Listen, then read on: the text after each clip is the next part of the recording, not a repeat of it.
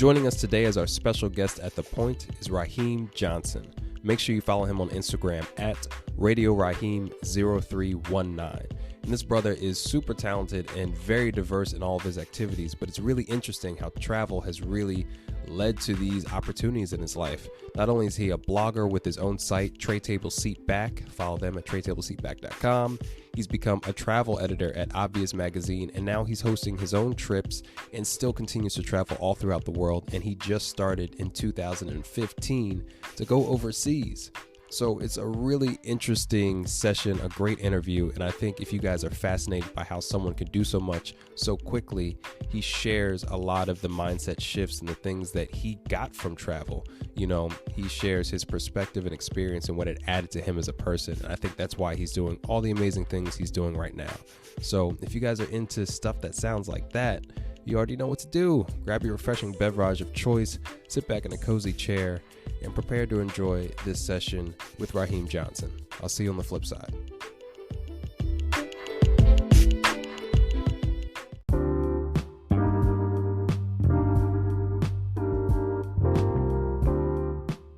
Happy Tuesday, travel family, and shout out to all the adventurers near and far. You are listening to a broadcast from Point Noir, home of the Point Noir podcast, where we equip and inspire men of color to go out and see the world for themselves. As always, I'm your tour guide, your MC, your host, Jerry III, aka Kimono Jack, and you are joining us for the 32nd session of the Point Noir podcast. Listen, y'all, hope you guys are feeling good, taking advantage of all this early year energy, 2019, getting your goals marked down, maybe focusing on mantras, seeing how you're going to position things up. And if travel has come on your to-do list for this year, you need to be joining us in Dallas, February 10th for our Journey to the Point travel event. Listen, a lot of times when it comes to travel, you see the pictures, you see the videos, you even read the captions, and there's a lot of why you need to go travel or what you're going to do when you get there, but not enough people share the how.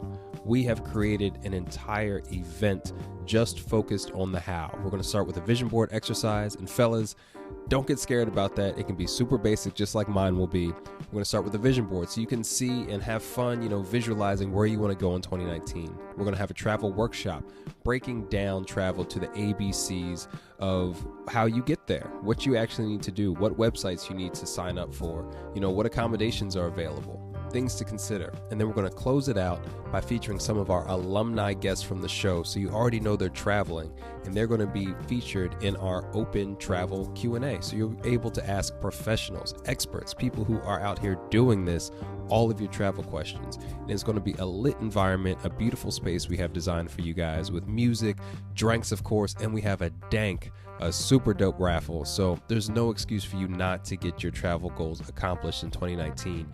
And we want to help you do that. So that's Journey to the Point. You can find it on Eventbrite at pointnoirtraveldreams.eventbrite.com. And if you didn't know this event was coming up, I'm shocked. I'm hurt. You're not following us on social media because we talk about this and everything else we have going on. So follow us at Point Noir Show on Instagram. Early bird tickets expire February 1st. So you got a couple more days to get your tickets in at a great price. It's going to be an amazing event, one-of-a-kind experience, and you'll really miss on something heavy if you're not in town or you don't buy your tickets. So don't let that be you. I want to see you guys on the gram, flexing, styling your best outfits because you guys came to the workshop and learned the basics of travel, how to get it done. So looking forward to this event. It's going to be super hype. And with that all being said, let's introduce today's special guest. Yo, what's going on, Rahiem? Thanks for joining us at The Point. How are you feeling today, fam? I'm feeling great. I'm really looking forward to the interview. Really feeling great. Feels like a Sunday, but it's Saturday, so I'm looking forward to it. I'm excited for the weekend. Hey, we'll take it, man. We'll take it. So, I'm glad we could finally link up. I was telling you real quick before we got on the interview, there's a bunch of people that don't answer my DMs ever. So I'm just happy to have another story, something else to add to the collection and share with other brothers that, men of color out here traveling, getting it done. And you've been getting it done in a big way. Yeah. I'm happy for the places I've been and the things I've seen. So, I'm excited. Yeah. I'm not gonna spoil it, but I know off rip, you've been to all 8 wonders of the world. That was something you finished last year, right?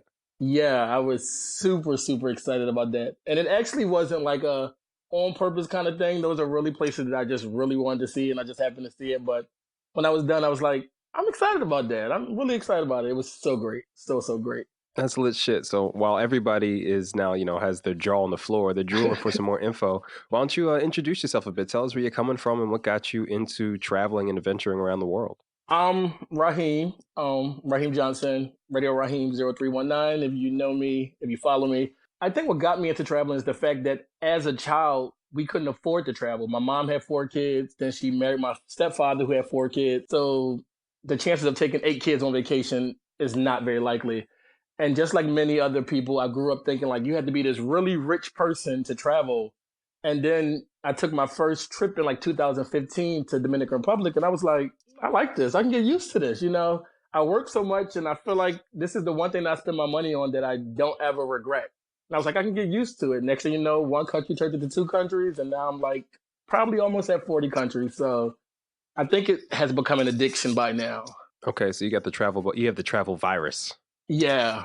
I don't want to get rid of it, though. I ain't looking for no medicine, no cure. I'm okay with that. Right. Don't put me in quarantine. Like, I'm out here. I feel that. So you said your first trip was in 2015 to the Dominican Republic, your first international trip? My first international trip, yeah. Actually, my first trip on a plane was probably when I was like 23, 24. Yeah, so I kind of started pretty late. I mean, I don't even think that's late, bro. It seems kind of par for the course, depending on people's experiences. A lot of guests in their 20s, that was early 20s. It's about that time, to get on a plane. And which coast are you coming from? Well, I'm from Philly, born and raised. About a year and a half ago, I moved to Houston. So I'm currently living in Houston, but I'm always going to be a Philly boy. So okay, that's what's up. I'm actually from Media, Pennsylvania, if you heard of that. Oh, outside of outside of Chester. Yeah, that's right. 610 gang, we out here. And I'm down in Dallas now. So next time I know, when I go to Houston to hit you up, grab a drink or something. That's what's up. Okay. So you're coming from the East Coast flying to Dominican, which is a pretty simple route. Like, it's pretty popular too, right? Very, yeah. And I actually got addicted when I went. My first 3 international trips was back to Dominican Republic. Yeah, I loved it so much and I kept going back. Now that's fascinating. And I want to dive into that a little bit more. So first of all, what got you to take that first trip to leave Philly, to leave, Southeast PA and hit the Dominican? Was it vacation? Was it a celebration? What was going on? It's funny because back at my old job before I left Philly, I used to work. I was a workaholic. One of my biggest fears is just like having to struggle. So I worked. And I remember one day I was like, I work so much, but I don't get to enjoy life and I need to create a balance. And I was like, you know what? I'm going to start traveling. And I remember They all probably was like listening to me talk, but they probably was like, okay. And I was like, I'm going to start traveling. And it's funny because me and my coworkers, we sit and we look back and they're like, I remember the day you said you're going to start traveling. I was like, yeah, it's time for me to live life a little. I work. Let's play a little. So I think it was a little bit of like vacation, relaxation, and just me having this desire to kind of like, I went to New York one time when I was like 21 and I felt this like awe, like I was such an awe seeing Times Square at night. And I chased that feeling for so long. So I was like, let me see if I can feel that feeling again. And that's what I've been chasing. And I felt that feeling so many times. It's ridiculous.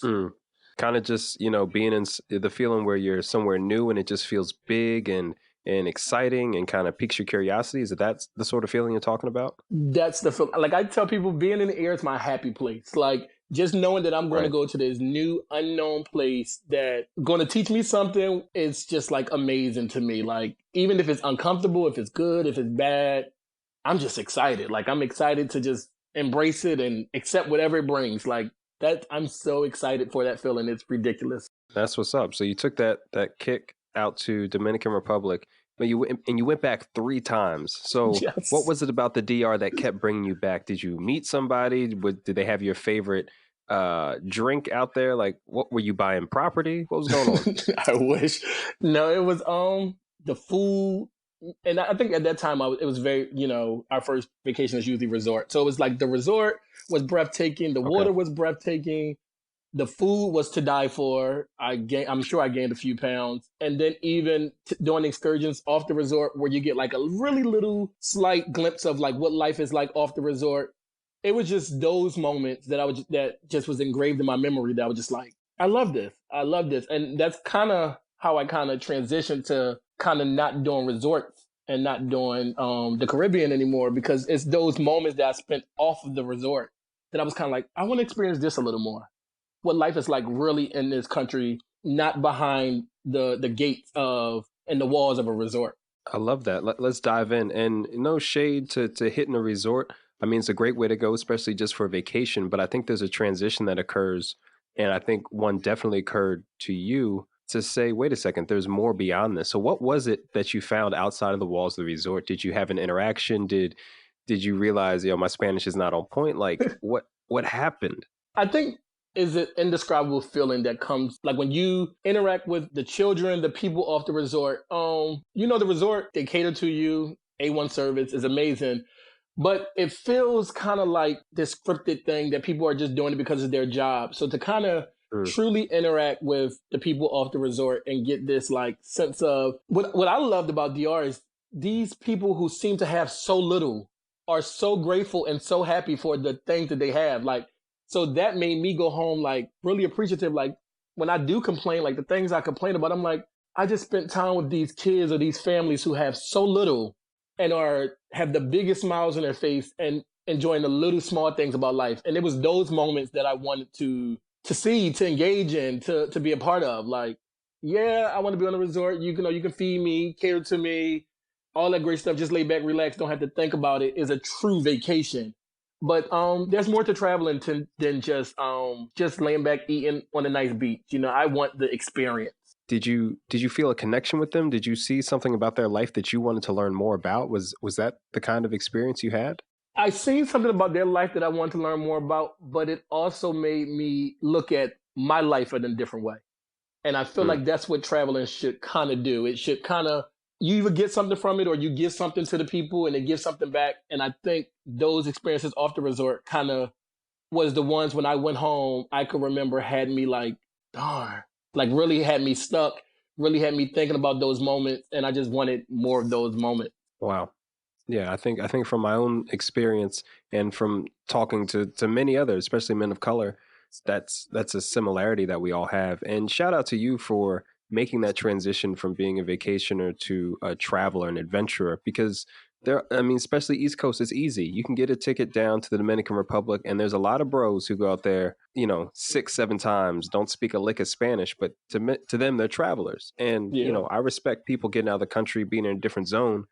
But, that level of engagement that you had to say, wait a second, if this can happen here, what's outside of the resort walls? And let me explore that. You could have easily been someone who went to a resort 10 times, the same resort, but you had a transitional moment where you said, wait a second, there's a whole nother world out here.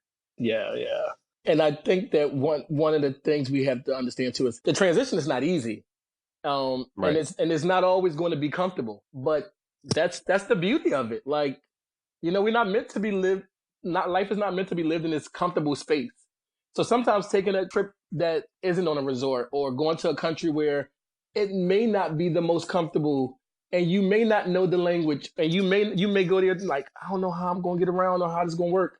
It's those moments I embrace. Like, I don't know, but it's going to work itself out. It always does. Whether the experience is good, bad, and different, I embrace that experience. I love it. So you mean to tell me, Rahiem, that traveling is uncomfortable? Oh, absolutely. Absolutely.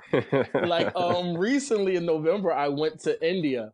I can honestly say, and just being brutally honest, I thoroughly enjoyed it, but it was at times very uncomfortable.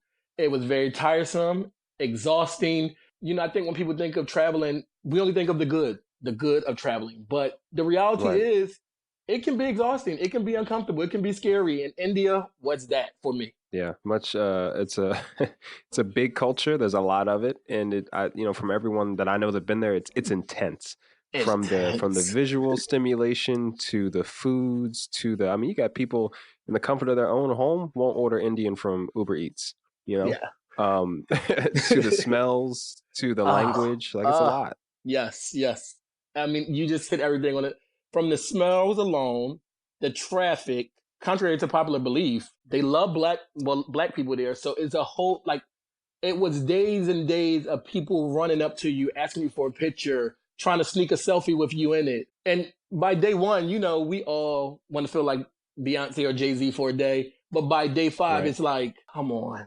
Like, it was all day, every day, people running up, taking pictures, FaceTiming their family. Can you hold my baby? It was just like, I'm on vacation too. I kind of want to enjoy this for a moment. So it was a lot. When I left, it was like, I really got on the plane. It was like, time to exhale, you know? And great thing that the Right. next destination I went to was like Dubai right after India. So it was very needed after that trip. Right. So nobody's was bugging you for a photo in Dubai? Absolutely not.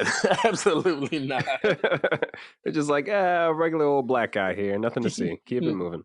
Exactly. The things we become grateful for, huh? Yes. But you know, when I hear of, I haven't been out to Asia yet, but when I hear of especially people of color going out there and having all these photos, especially heavy travelers, I think that's the universe balancing things out for when we show up to Peru and try to snap pictures of every damn thing in someone's village, and they'll be like, fam, we've been out here for literally millennia. If you don't get that iPhone out my face, you know what I'm saying? You gotta, some of that humility, that cosmic humility.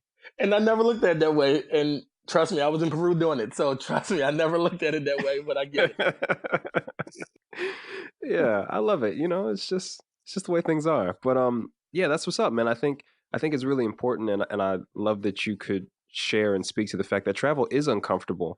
However, after you hit the Dominican Republic, you went and hit almost 30 plus more countries. So there must be some great value you're getting out of this besides the photos, which you take great photos, by the way, but you're getting something out of this to put your money, your energy, and your effort into this. You're getting a lot out of travel.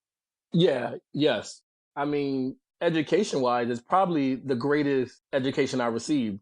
You can read anything in a book, but like to experience it firsthand, it's like totally different. So like, I mean, people pay for college. That's how I feel about traveling. It's the greatest education I'm ever going to receive. So it's money well spent. Right. It's that world living university. Yeah. Oh, just thinking about the experiences. I'm with you, bro. So where was the move after Dominican Republic? You said, okay, I hit the Caribbean, or not, it's close to the Caribbean, but I hit DR 3 times in a row. I got to do something different, got to change up the game. Where did you go to next and why? My first trip after DR was Thailand.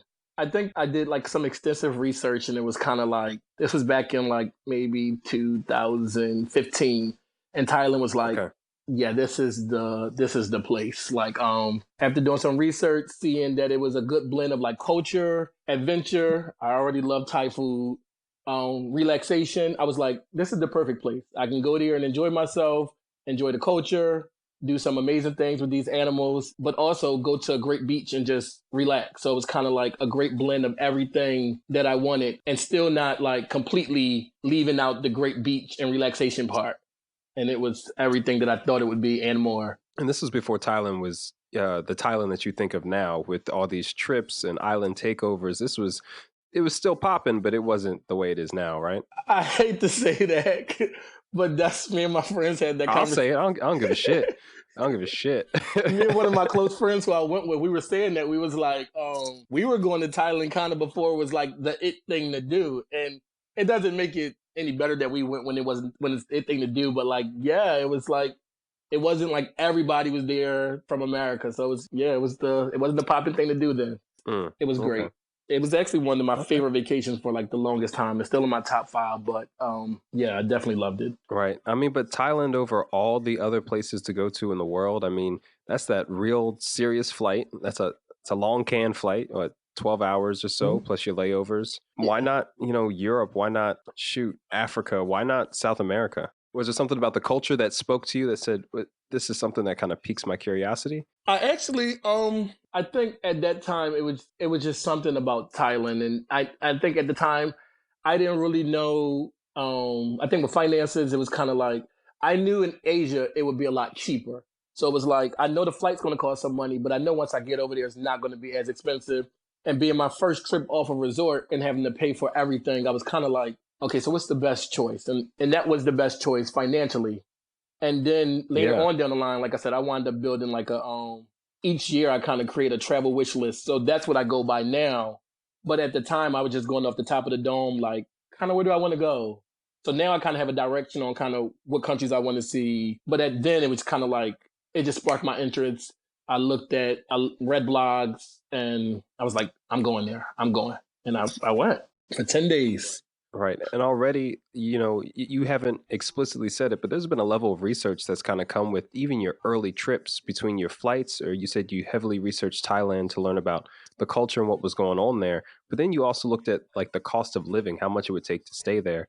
And I think that that's something that people overlook all the time if they're not traveling a lot, or if they kind of have their dream list, right? Oh, I Mhm. want to go to Paris. Oh, I want to go to London. But it's like, bro, for the same amount of time that you could, the cost of staying in London for a week, you could stay in Mhm. Thailand for 3 weeks, Mhm. and people don't recognize that. So I appreciate you sharing those tidbits that, it might be your dream destination, but it also might come with a dream price tag. Exactly. Travel research is like a big thing for me. Like that's kind of become an addiction too. I find myself at work. I find myself at home when I have all these TV shows DVR. Yet I'm on YouTube watching like videos of different countries and the price of this or what to do there and what to do here and then kind of narrowing down like okay, based on my travel wish list, kind of where do I want to go next? But yeah, like I'm watching constant YouTube videos, reading constant blogs but also reading the blogs knowing that everybody is kind of writing a blog from their point of view. So I kind Right. of take it, but kind of make my own decisions after that. But yeah, research is necessary when traveling. You will get to these places that you think are so amazing and wind up spending crazy amounts of money. Even just researching knowing when the best time to go here, when the cheapest time to go here. A trip that you may have paid double for the flight for, you could have went months prior or a couple of weeks earlier, and the flight would have cost you $400 cheaper if you would have just been patient. Right. Yeah. So yeah, research will save you a lot of money. Right. That's definitely true. Yeah. And I think it's something that people, especially if you're just kind of taking your first trip or first couple trips out in the world, do you want to be a traveler, or do you want to see? I always put France out there, but France deserves to be thrown under the bus. Do you want to see the Eiffel Tower, or do you want to be a traveler? Because there's pretty much a destination for every budget, but what are you willing to do? But even not just because even though France is expensive, I think one of the conversations I had with the people at Obvious Magazine, which now I'm like the travel editor for, we were talking Okay. about how people don't even realize a trip to Miami costs so much money. Granted, the flight is cheap, but we have to Right. understand that a cheap flight doesn't mean a cheap trip. So, granted, Right. a cheap flight to Miami, once you get there, the amount they're charging you for accommodations and food you could literally take that money and go to Bali for the same price. And people don't even realize that. Granted, the flight to Right. Bali is going to cost you a little more, but once you get there, you're not spending nothing. So, Right. Yeah, that is a good point, that there are expensive destinations in the US as well. I think considering all that stuff is really what would set people up for success with travel. Hey, go to your dream trip in France where you're barely hanging on and struggling with the culture, or ball out in Miami, or hit up South Korea or Taiwan and really get a fully different experience. yeah, I totally agree. Totally agree. Nice. And I didn't know you were a travel editor for a magazine.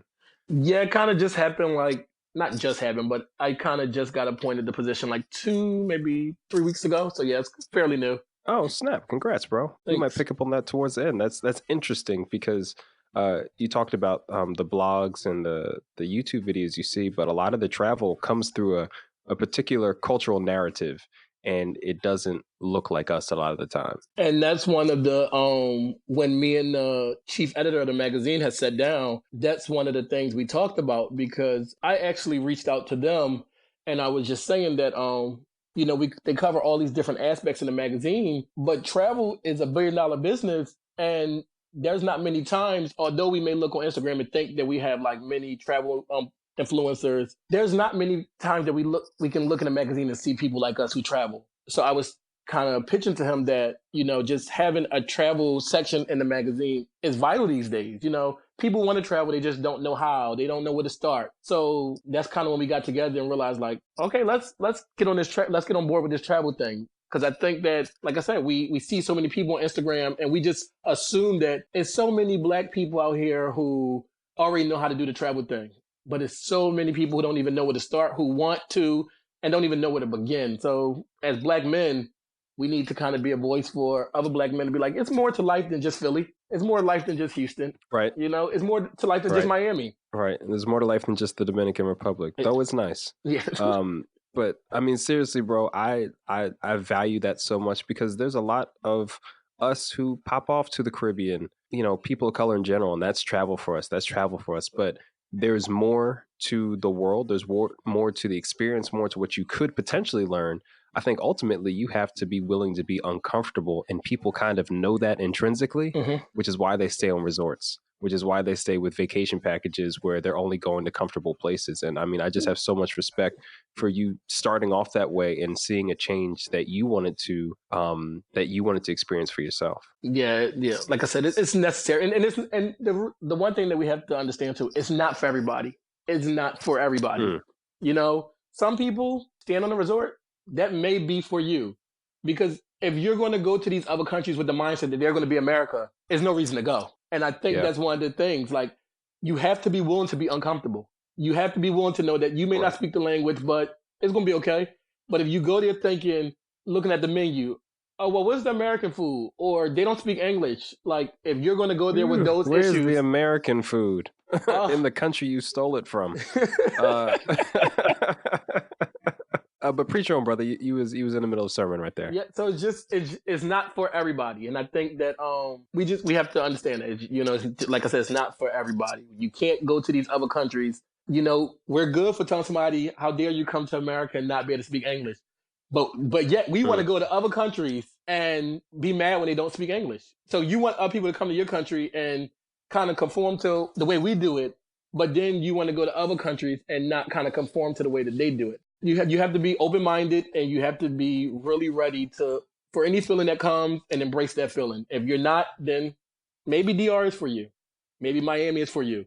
Different travels is for different people. And I think that's one of the things that I try to make sure that I don't, for those who want to, I'm here to kind of show you that there's more to life than just where you want to go. But if that's your preference, if that's where you're comfortable, if you want to go to Miami 20 times a year, go do it. If that's your comfort zone, that's what makes you happy. If you want to venture out, I'm here to kind of show you how, where to begin, what to think about. But we have to understand that going to every country or going to see these places is not for everybody. That's not everybody's preference. Amen, bro. That is 100% true. And granted, this is an adventure podcast. We do what we do, so there's a bit of the bias, but I'm not shy about it. Some people need to stay home. And I mean, hearing you speak, the one word that came to mind was humility. You need to have humility when you show up in someone else's country. That's probably been a country 3 times longer than the United States. You know what I'm saying? When you show up to somewhere like France or Spain, it's like these people have existed here as one people for longer than you've even had a country, my guys. So sit down, be humble. Totally agree.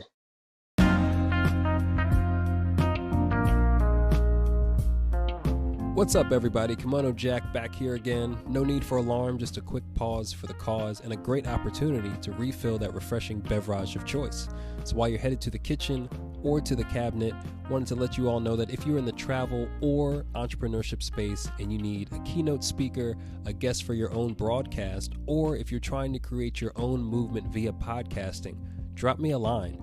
KimonoJack@pointnoirshow.com. Would love to connect with you quickly over a call, see the needs for your event, and also hear about the movement you're trying to create, because there's so much opportunity in podcasting and you'll continue to see new and varied shows in 2019. But podcasting is its own skill, and there are plenty of places to get hung up. So I just want to talk to you really quickly and see how I can help you get unstuck using my experience and how I've been able to bring the show to success to this point and see you thrive on your own. So would love to be a part of your event, would love to be a part of your story as you create the next podcast masterpiece. Hit me up, KimonoJack@pointnoirshow.com. And by this point, you should have refilled your glass, you heavy-handed pourer, you. I see you out there. Nobody loves a cold couch cushion, so hurry back to that cozy spot. If you're ready, the show is ready for you, and we're going to jump back into the session.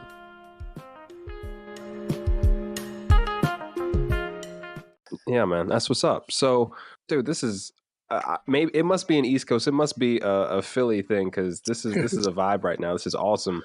So I got to know, out of all these experiences, you definitely aggressive isn't the word, but you've been set on having these journeys, taking these trips. What are 3 things that you say that you would say that travel has brought to you, either personally or professionally, that it was because you've been out here adventuring like this? I think that as Black men, we have this idea that the world is going to be so racist to us. And what I've learned is when we kind of travel outside of the United States, I have it worse here. Like, they treat me worse here. Everywhere else I go, they like embracing me as a Black man. So it has kind of like changed my point of view. Like, oh, well, the world is not as bad as the media makes it seem, you know? I think another thing is gratefulness. I think one of the things is, I think here in America, or just, I'm going to speak for myself. I used to spend so much time just complaining about things that I didn't have. And those were things that I didn't need. And then you travel the world and you see so many people who have less and they're so grateful for it. So it just made me grateful for the experiences I'm able to have, the places I'm able to see, and the things that I have. And even if I don't feel like it's enough, it gets me through the day to day. So it's enough, you know. There's people that got a lot less that's doing a lot more. So just a sense of wisdom, like a sense of wisdom that, like I said, no matter how many books you read, traveling brings a sense of knowledge that you can't get out of any book. You have to go out there and just, it's even unexplainable. Like, so just that knowledge, that gratefulness, and just the knowing that as Black men, we're treasured around the world. It's not as bad as people make it seem, you know? Trust me, America treats us the worst. We get treated the worst at home. Right. And dude, that's so powerful. Those three things, you know, gratitude, that learning, that knowledge, and then experiencing what others can think of you, what possibilities are for somebody that looks like us, how we can be perceived in a positive way. Bro, like that changed my whole experience to the point that when I came back to the States, I was like, I ain't taking shit. Like, y'all, someone's going to have to put a bullet in me because it's not happening like that. No. I've seen too much. I've experienced what it could be and really what it should be. That reality that we talk about for our communities, to have respect, to be seen as equal, to have equal opportunity. You can literally feel that for a period of time outside of the country. That's huge. No, I totally agree. Yeah, and the fact that they think we're all basketball players and rappers, that doesn't hurt either. Yeah. So I love the way you engage in the different countries you visit. And real quick, are you on group trips? Do you travel solo? Do you mix it up? How do you usually travel? A little, some of everything. When I decide to go on a trip, I kind of let my core group of friends know that I'm going, where I'm going, and if they want to go, they can tag along. It's about 8 of us in a group. And most times, because of the time I'm going, sometimes I go for 2 and 3 weeks. They may not be able to go for that long. And if I'm going to 2 and 3 countries, sometimes maybe one of them could tag along in one country, but then they can't come to the next, or one can come to the next, but then one can't go to the other. So I have those experiences. I've had places I've gone alone. If I say I'm going to go somewhere, whether my friends want to go or not, I'm still going. And then I occasionally do group trips. And for my travel blog, I'm actually doing a trip with 30 people to Bali in May. So this will be quite an experience. I have never traveled with this many people, but there's a first time for everything. Right. That's like a third of the economy section right there on the airplane. That's a lot. That's a lot, bro. I'm hopeful. But shout out to you for providing that experience. No, you got it, man. You got it. It'll be cool. We'll talk about the group trip that you have coming up, because I have questions about that just from the perspective of an organizer, because I'm solo dolo traveler. Like, I think about me and me alone, and I love that you have the tolerance to bring 30 people with you, bro. That's a school bus, man. That wasn't the goal, but so for my travel blog, I decided this year that I was going to start doing some group trips. Why? I think taking trips with my friends, well, some of my friends, because some of them couldn't afford to go. So taking a trip with some of my friends, the experience, like my friend, we just went to, she joined me and she went to India. We did Dubai, we did Morocco together. And just us having the experience together was just like, wow. Imagine if more of our friends came. Imagine if more people came, what this would be like. And I think that I don't have to do these luxury trips, but I kind of want to show people that, like, you know, it doesn't really cost that much to travel. You can travel for a really good price and these amazing places.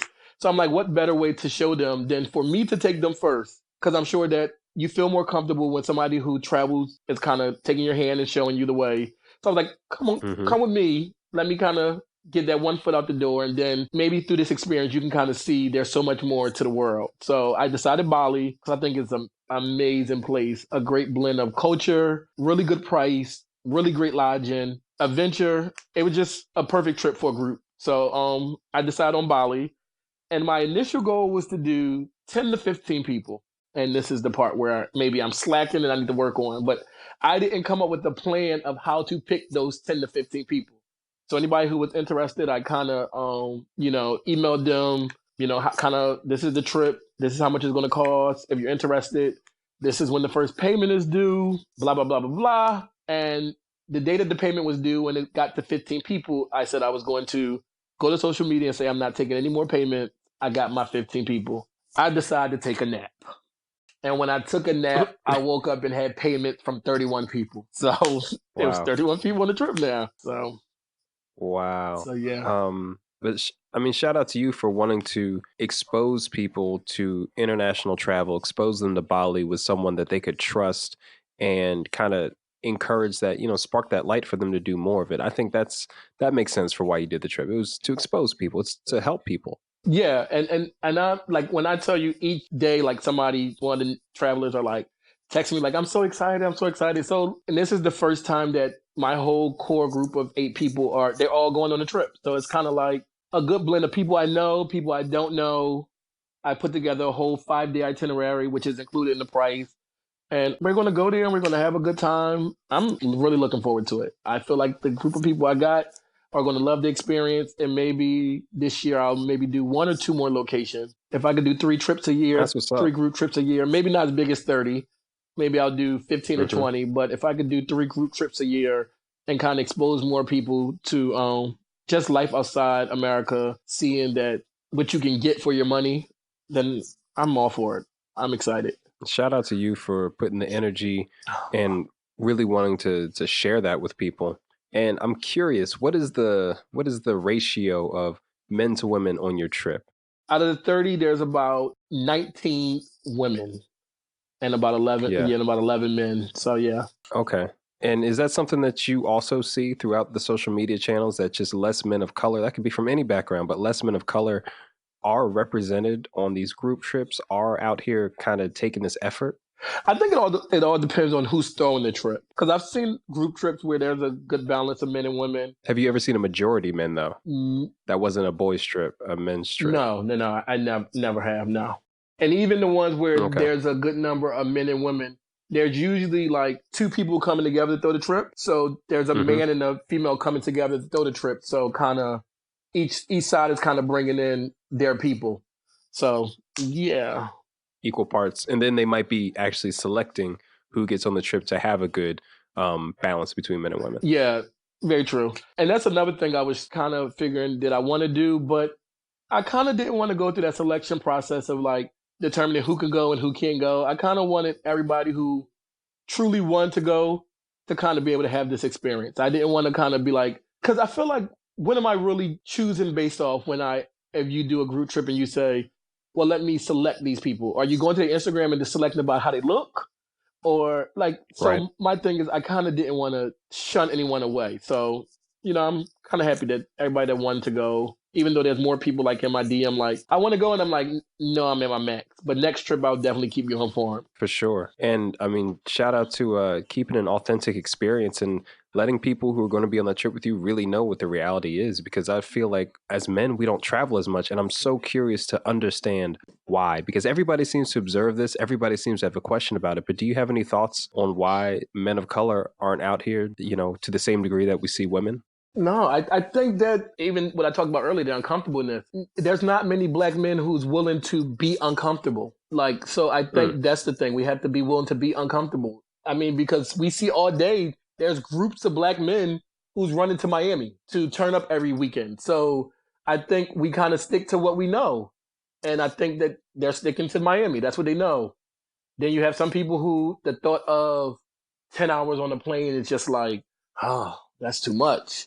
So, I mean, we only can do what we know. And I think a lot of Black men are kind of blind to, there's a big world out here. There's more to life than Miami. There's more to life than DR.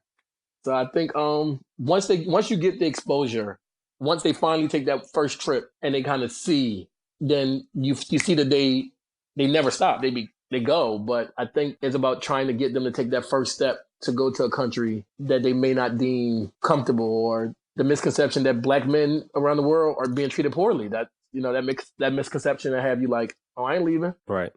And that's in part what the show is designed to do, which is why I like that so much of your story, how you started traveling, how you've continued to travel, and even up to putting together a group trip, organizing that, is really talking through a lot of situations that many black men find themselves in. Either I'm always heading out to Miami or I'm always heading out to DR, but I've never thought about doing more because why would I spend money to be treated terribly overseas? Why would you put yourself through that experience if you didn't know? I think we also have to take accountability too that the black man who has a wife or the black man who has children and he's the head of the home.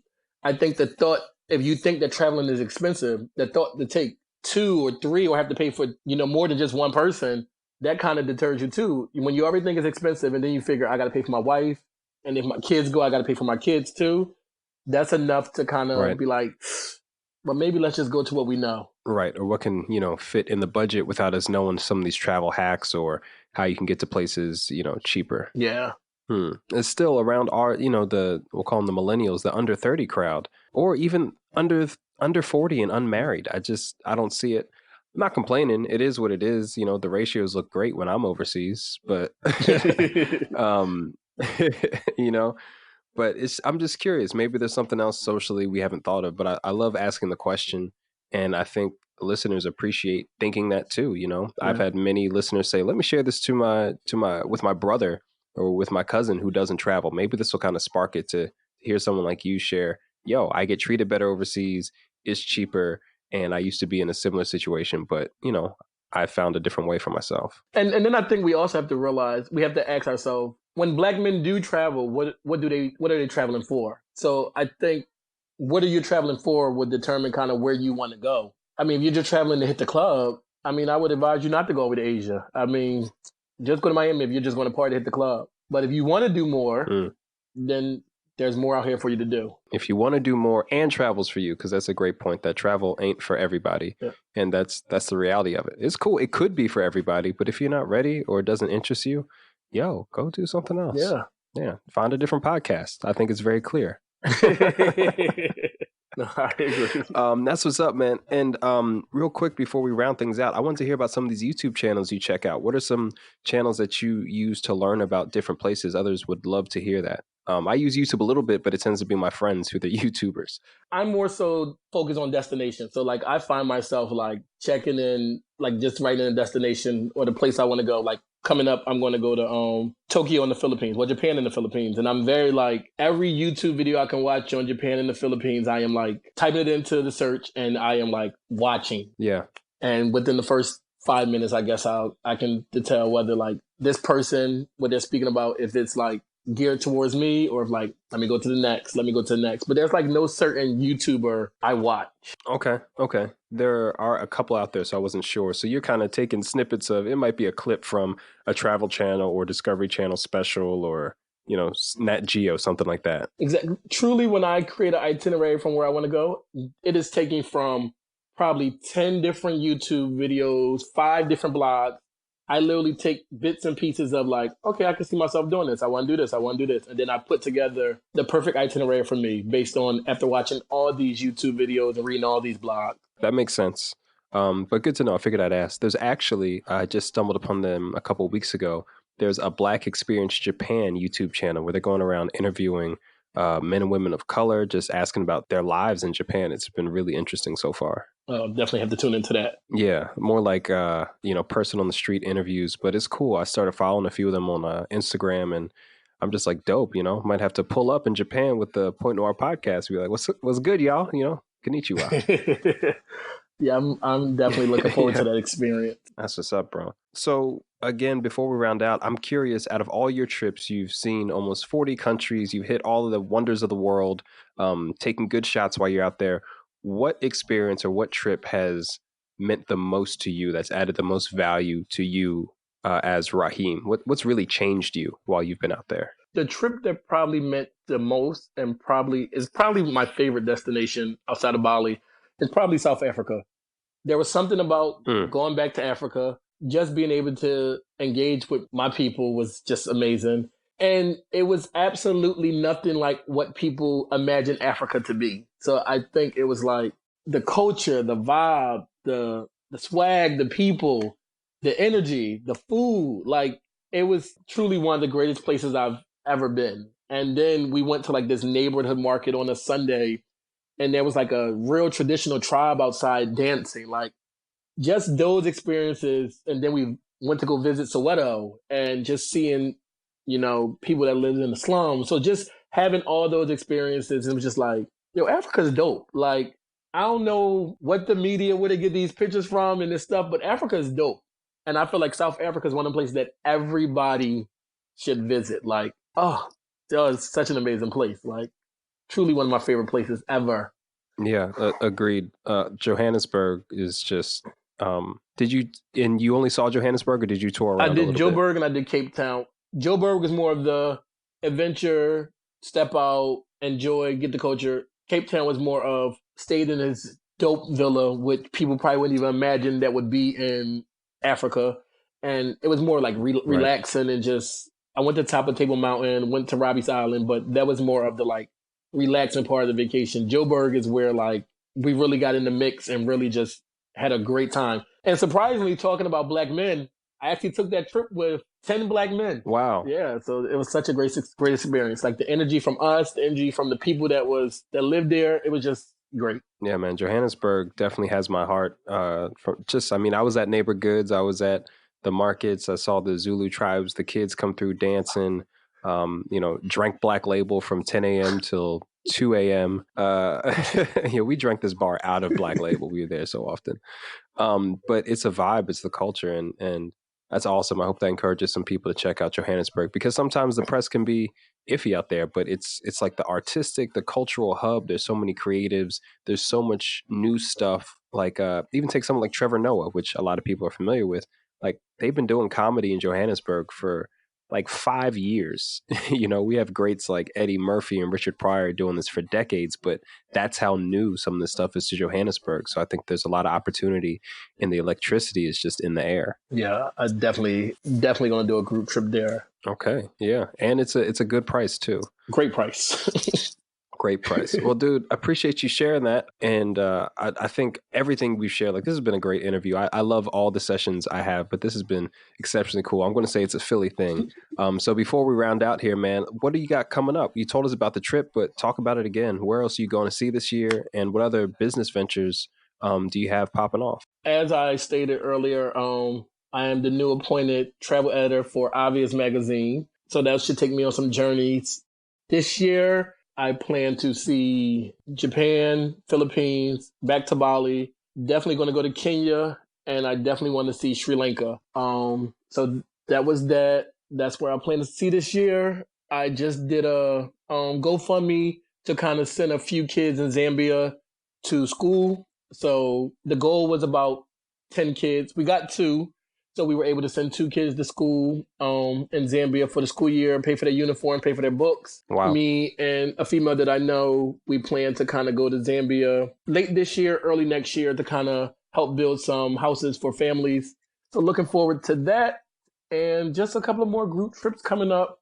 Like I said, South Africa is definitely going to be in the mix. And that's basically what I got going on. So a busy year, but looking forward to it. Yeah, and you got all that in like 2 minutes. So shout out to you, because that's a hella ton of time, effort, and work. But I mean, that's awesome that you are out here providing for communities and taking on that sort of initiative and exposing people to the world. And still, the editor thing is no small thing, bro. We need more voices of color, more diverse perspectives to even just screen some of the bullshit that gets published already.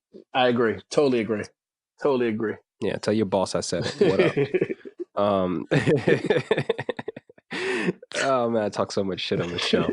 But dude, this has been great, man. Wish you all the best, and we'll definitely be in touch, bro. I'm excited to see the pictures of the trip. And anything else that you would share with men of color who aren't sure about, traveling? Any other words of advice? Just trust me, you're safe in this world. Please step out. There's a whole big world. Just step out of your bubble just a little. Even if it is DR. Start with DR, but there's more to life than just DR. I just really just encourage Black men to really just see this amazing world. Life is not meant to be lived in one place. So I just want you to really just step out, trust your dopeness, trust your strength. Like, trust me, we are amazing. People around the world love us.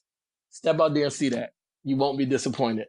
Facts. That's 100% validated by us here, Kimono Jack, the Point Noir podcast. Rahiem, thank you so much for your time, bro, and hope to have you back on the show again. But until then, man, take care. Absolutely. Take care. Thanks for having me.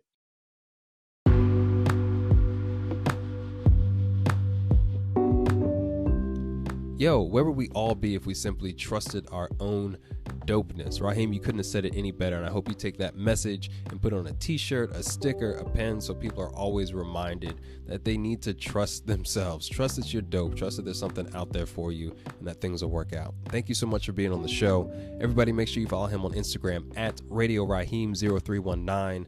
Check out his travel blog, TrayTableSeatback.com. And it sounds like he's got more trips or opportunities for you to adventure just like him. So plug into those channels, see what he's got going up. Friendly guy, reach out to him. Why not? Trust your own dopeness. Shit's gonna work out. Speaking of shit working out, listen, at the show, at this podcast, myself, Kimono Jack, I believe men of color have a tremendous amount to offer the world, and I think the world has a lot to offer them in return. We're just trying to be the intermediaries by providing passports for men of color. And we don't have any entries for the month of January. This is going on record. This is going to be here forever. No entries for the month of January. So if that sounds like you or somebody you know, please share an episode, share the information, share our IG channel at Point Noir Show, because we want to connect these two objectives right here. Men of color having something of value to offer the world, and the world offering them something in return. That's it. Super simple. So if you vibe with that, if that resonates with you, please share the message and we will take care of the rest. We've been doing this for 7 months, and we want to keep doing this for as long as we can, but we need people to submit to even enter to hear about this. So we're going to keep working on that on our end, getting the message out, and hopefully we can enable you guys to share some of the good vibes too, man. We really appreciate it. For anyone who's out there doing that currently too, like, thank you so much.